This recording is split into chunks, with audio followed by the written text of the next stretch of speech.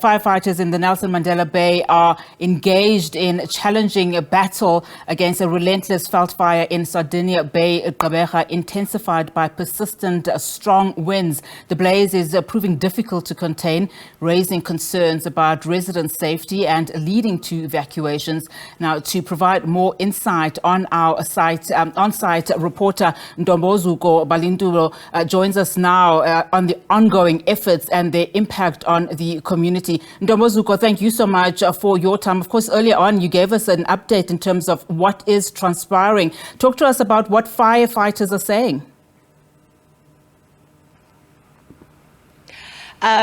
Good day to you in studio. We are still currently at Sardinia Bay here in the Eastern Cape in Gqeberha, and currently where I'm standing right now is where the fire went through last night, and it's been a battle trying to keep down the fire, and a lot of people are complaining that it seems like the weather is going to be causing a problem when it comes to putting down the fire. The firefighters were here earlier trying to make sure that things are being kept down, and quickly I want to tell you, also show you right behind me, there is a bit of smoke from across the road, and also on the side where I'm currently going in, there is also a bit of smoke just downhill, and we'll also be speaking to one of the residents here, and she will be telling us exactly what are one of her concerns and what has been happening here right now. Thank you very much for taking time to speak to us, and I know it's been quite a long night. You said you hardly slept, and I just want to find out from what has been happening to you as the residents of Sardinia Bay.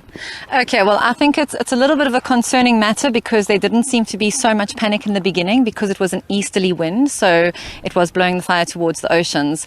Since then, what we've had is we have had the embers coming through and coming wider into the bush, so it is burning a wider line. So we've got fires coming between 500 to 800 meters behind properties in the area. The problem is the flames are flaring up again, and there's a lot of smoke that's being seen, causing quite a bit of panic, which should be there because right now we're still slightly in the safe zone because it's blowing east. Our concern is tomorrow the weather's changing to a westerly wind, and what happens when those embers pick up? People are saying yes, but the fire is going to burn back against itself. We hear that, but the embers are going to blow westerly. If they blow westerly, our houses are gone. We've seen so many animals run out this bush last night, 2 o'clock this morning, standing here on the road. Buck, mice, snakes, you name it, all kinds of animals coming out of here. Some of them charred, not looking good. If this turns, guys, not only is wildlife going to be affected, but we're going to have a whole community affected. Our plots, they've got staff who are living on them. They've got families. They've got horses, dogs, cattle, sheep, you name it. So. And also, I just want to ask, what are the biggest concerns as residents? Because I'm thinking that maybe tomorrow morning the fire will probably get worse. And do you guys have plans in terms of to evacuate this area? So a lot of people already have pre-packed vehicles. My vehicle's already packed and ready to go.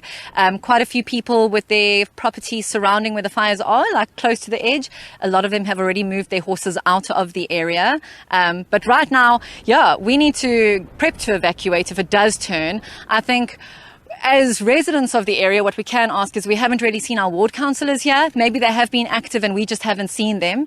But it would be great if they could come down here and see what's actually happening, if they could be in contact with the municipality with regards to load shedding. I think one of our biggest concerns, if there is an evacuation situation, when the load shedding comes on, we can't pump water into our tanks. We can't get sprinklers on along fence lines. We can't help fight it off. So I think if we can turn load shedding off even till Sunday or Monday when this looks more like a safe zone, just to be able to have that power to reassure us that we will have the means to be able to fight with water if it does come towards our properties.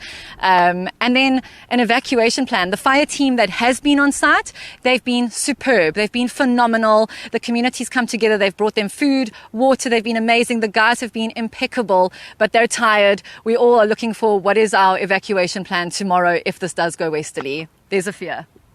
All right. Thank you very much. And that was Siobhan Momberg just telling us about how they plan to evacuate in case the fire goes up tomorrow morning, because we know that the wind is currently going to the other side, which is across the road, and there are flares that are going up. And we really think that, hoping actually that by tomorrow or even today, late today, the fire will be put out. Back to you in studio. And Ntombozuko, before I let you go, I just want to sneak in this last question based on what your interviewee was saying. I mean, it is concerning in terms of what she's saying about some councillors not being, present to assist them, as well as that, important question that you raised in terms of can load shedding actually be put off, whilst they deal with this matter. What are you hearing from authorities? With the load shedding issue, I think that one of the major concerns with the community is that they're unable to communicate with other people just to let them know how far the fire is going. And I haven't really spoken to any of the councillors. I haven't seen any municipality officials being present at the scene. But I really think that maybe they might be getting answers. And of course, we'll be asking just to find out what is their game plan in terms of what's going on here.